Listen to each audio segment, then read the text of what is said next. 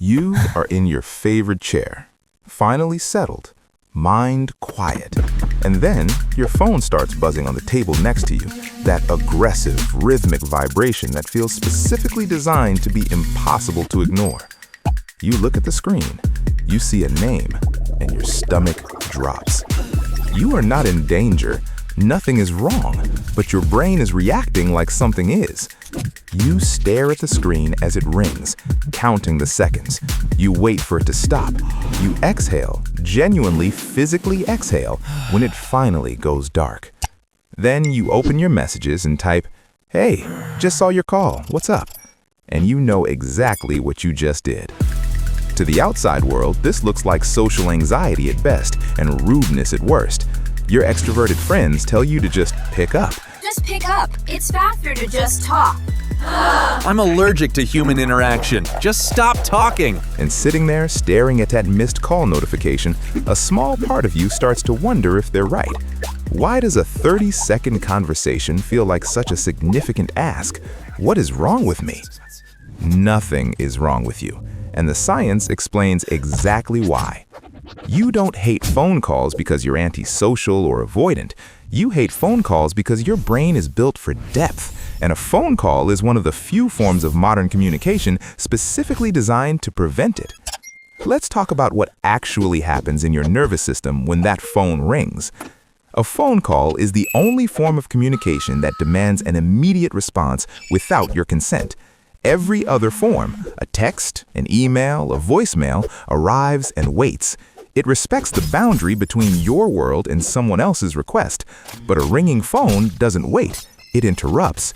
It essentially says, whatever you are doing right now, my need to talk takes priority over it. For a brain that runs deep background processes, that thinks in layers, that builds ideas slowly and carefully, this is a genuine disruption, not a social inconvenience. Your nervous system registers the ring as an intrusion into your cognitive space. The anxiety you feel isn't about the person calling. It's your brain protecting the internal focus it was using before the phone went off. This connects to something psychologists call the processing gap, and it's the real reason you prefer a text. A phone call requires synchronous processing. You have to listen, interpret tone, analyze meaning, and formulate a reply in real time, all while maintaining the social rhythm of the conversation. There is no pause button. There is no gap. For highly analytical, precise thinkers, your best responses don't happen in the moment. They happen after it. You need time to let the information settle, to find the exact right words, to make sure what you say actually matches what you mean. Texting gives you that. A phone call structurally cannot. You aren't avoiding the conversation. You are protecting the quality of your contribution to it. Now, not everyone who hates phone calls does so for the same reason.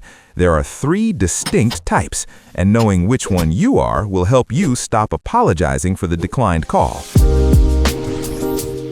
Type 1, the sensory guardian. For you, the phone call itself is the problem, not just the interruption, but the experience of it. The audio compression, the slight delay, the ambient sound of someone breathing in your ear, the disorienting experience of hearing your own voice slightly wrong. Without visual cues, your brain has to work significantly harder to process the emotional content of what's being said, compensating for everything a face would normally tell you. The result is that a 10-minute phone call costs you the energy of a 30-minute in-person conversation.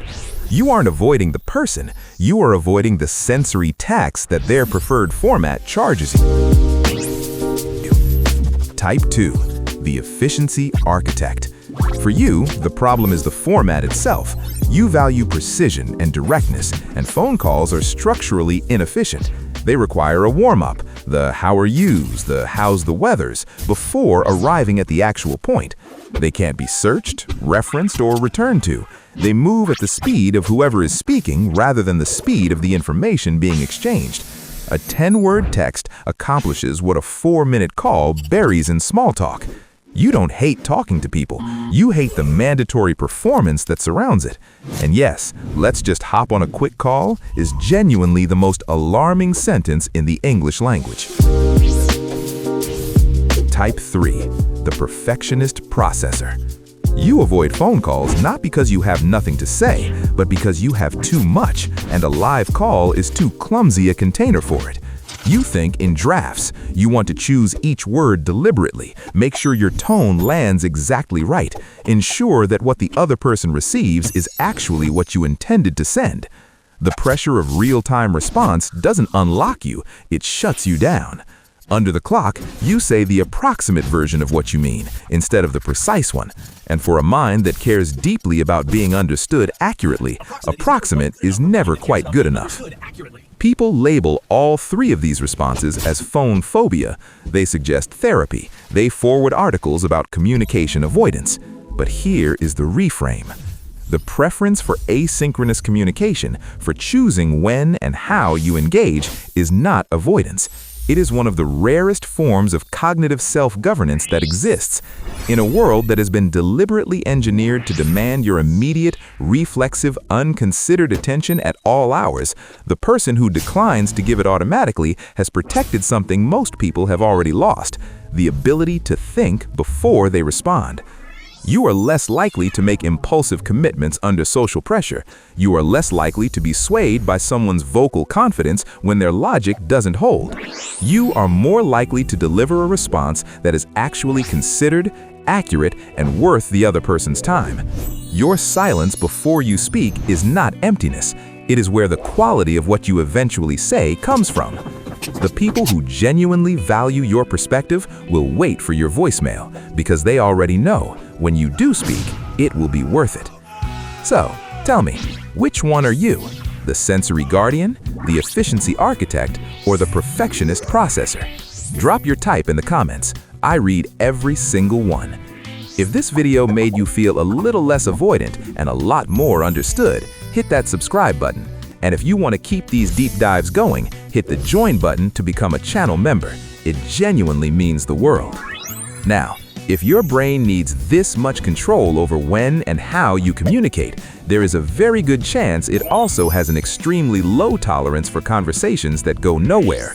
Click the video on your screen right now to find out the real psychology behind people who can't do small talk, why surface-level conversation feels genuinely draining to certain kinds of minds, and why that exhaustion is one of the clearest signs of how deeply you actually think.